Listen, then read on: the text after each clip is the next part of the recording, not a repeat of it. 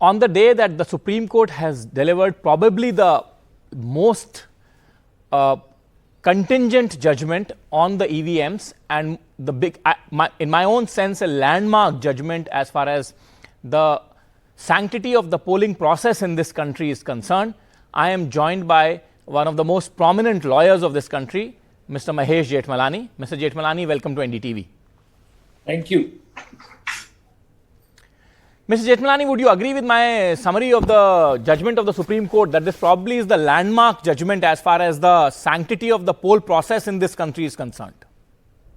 Yes, certainly you've got a judicial seal of approval on the sanctity and integrity of the EVM system of conducting elections. But, this is a repetition of the past. It had already happened before.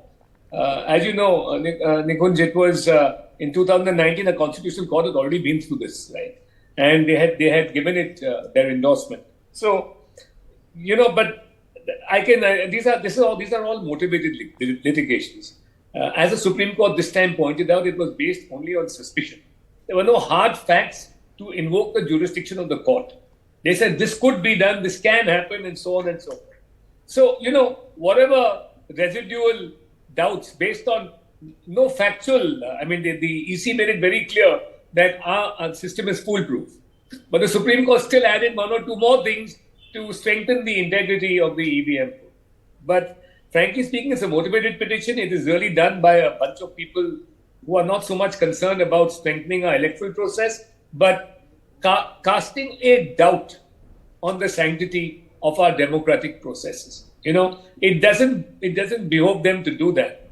In my view, this is an extremely anti-national step to keep casting doubt on the integrity of the process, because you undermine a legitimacy of the government you don't agree with.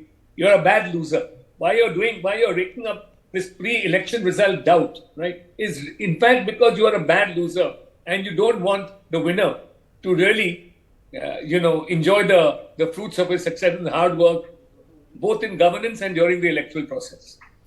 Well, Mr. Jetmalani, I was coming to that, but some would actually say that more than casting an aspersion on the government of the day, you are besmirching not only a constitutional body like the Election Commission of India, but also besmirching the entire electoral process in front of the entire global committee of nations. But be that as it may, Supreme Court actually had reserved some very stern words today for the petitioners, and it actually said that these are motivated allegations and you have actually nothing to show for what you are claiming. Absolutely, Nikunj. The petition is a bare petition. As I've said, it was, it's just speculative and full of conjectures. Right? So, unfortunately, because the issue is serious, the Supreme Court spent some time on it, right, and sealed it once and for all. So it's good that it's got yet another endorsement of being a sacrosanct system which can't be tampered. The mob, I call them a mob, that moves these petitions, right? They're questionable. Their intent is always questionable, and they're really they're badly motivated, rabble rousers. That's all. They just throw mud on anything. There is no sense of responsibility in the actions they take, particularly in a really sober institution like the Supreme Court. It's just raising unnecessary doubt, and they make the world watch. You then go and give press conferences. A, it's self-publicity, right? And B, it's at the cost of the nation's institutions.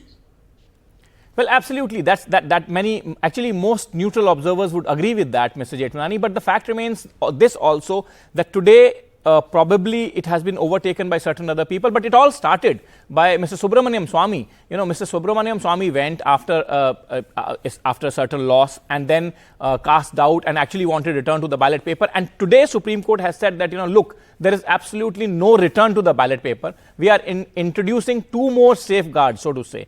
So do you think that these safeguards are effective safeguards and now finally seal the deal, as if one were to put it like that, in the favor of EVM and electronic voting? Yeah, I think this should be the final word, right? They've sealed any possible, doubts. They're only doubts, right? they've sealed any. Now the EC said you don't even need this, but there's nothing wrong with these extra precautions that the Supreme Court has. I mean, it will now show that the Supreme Court has not only examined it yet another time, but examined it to the point of such care, right, that they don't want any future, reopening of the issue. And it was also good that it was a completely judgment in cohesion. It was a concurrent judgment. Both the judges completely agreed with the fact. So people would say that whatsoever doubts that were being cast on the entire sanctity of the process of the voting in this country, which is probably the largest such exercise undertaken anywhere in the globe, have been now put to rest. But Mr. Jetmalani, do you think that this additional safeguards that have been brought in will now ensure that at least this kind of frivolous petitions are kept out of the legal and judicial process? Or if at all they are raised again, they are summarily dismissed, because time and again what happens is that for a very large period of time, they will occupy the mind space in the voter's mind and become a talking point which many would say is unnecessary. Look, Nikunj, you can't stop frivolous petition in the Supreme Court.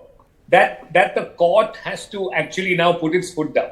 On this issue, it has been so well traveled now that I don't think there's scope for any other petition. But, just whenever the opposition wins an election, the BJP never questions the EVMs. Why don't they then do it? Look at the motives of someone like Prashant Bhushan. When the opposition wins Karnataka, or the left wins in Kerala, or any of the non-BJP governments, you never get then the EVM the sacrosanct. That's how partisan this is. This is motivated not only from the point of view of undermining BJP victories, right, and simultaneously undermining India's electoral process and hence democracy and hence the sanctity of the verdict cast at polls, right? But it is also a cabal that operates under the aegis of the opposition. I'm saying that very clearly, and I can prove it. Every time this group has done it, it has never championed causes where the opposition is covered in mud. So you mean to say they are actually fronting for the opposition? But now that since this is a front for the opposition. There's no doubt about it. Mr. Jetmalani, now that you have donned the hat of a BJP leader, also tell me this. You will have to admit to the fact, Mr. Jetmalani, that in the past, Mr. L.K. Advani and Mr. Subramaniam Swamy, who later joined BJP, were the ones who have also raised the doubts on the EVMs. I don't recall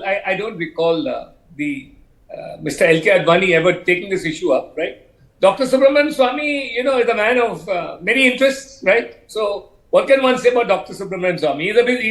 He's a busybody in court. He goes to court and he takes up all kinds of issues. Now that's up to the court. Right? I mean, just because X does it, right, it doesn't make it right. So Mr. Swamy doesn't repeat the same issue over and again. Dr. Swamy doesn't repeat the same issue over and over again. He may raise new issues. Right? I'm not holding a candle for Dr. Swamy either. Right? But the fact of the matter is that he will generate new issues and go to court. He's also a litigant in court, right? Now you may agree with him, you may not agree with him. But this is now incessant and persistent. When you had previous judgments, you still knock at the door of the Supreme Court on the same issue, and you do it extreme. And nobody can accuse Dr. Swamy of being partisan. Right? He's a maverick. He's a maverick politician. So his guns can be trained on anybody. That's fine. Right? People who have nothing to worry about his allegations don't care. So before I let you go, Mr. Jetmalani, let me ask you my final question. My final question to you is that you have used some very strong words, like you've said that this is a cabal, that this cabal operates as a front of the opposition party, and that you can prove it. And you said that they have never raised issues where opposition is actually covered in the mud. So my point, Mr. Jetmalani, then is that why can't the opposition parties themselves go to court, and why do they need a front? Because somebody would say to the opposition party directly, as you cannot say to a front, is But when you were winning elections, right? Where was your complaint about EVMs? Whereas you can't say it for a front. So you mean to say it's a clever ruse for them? Thank you, Mr. Jetmalani, for joining us. Thank you. I know it's a busy day for you. Thank you very much for joining. Just one. I want to have one more word. Yes, sir. Yes, sir. Please go ahead. Please go ahead, It's sir. not a clever ruse. Yeah. It's a patently misconceived and obviously contrived ruse. And the clever is giving it too much, of a halo. It's not a clever ruse.